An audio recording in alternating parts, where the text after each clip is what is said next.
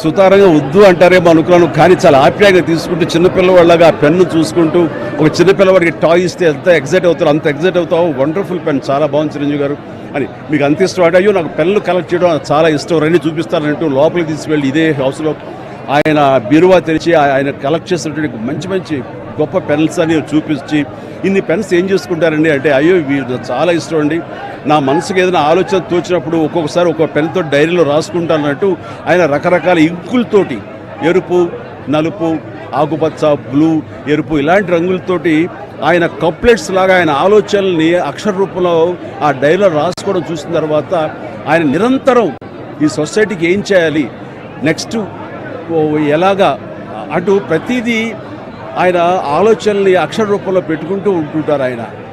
అలాగా నిరంతరం ఈ సొసైటీ గురించి తన నిబద్ధతలో ఆయన ఏర్పరచుకున్న కొన్ని ఆశయాల్ని వాటిని సిద్ధించడం కోసం, వాళ్ళ ఆశయాలు నెరవేర్చుకోవడం కోసం ఆయన చేసే ప్రయత్నాలు అవి అంత ఇంత కాదు.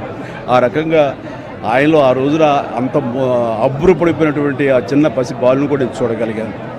ఇట్లా ఈ రోజున ఆయన లేరు మనకు అన్నది ఒక తీరని లోటు.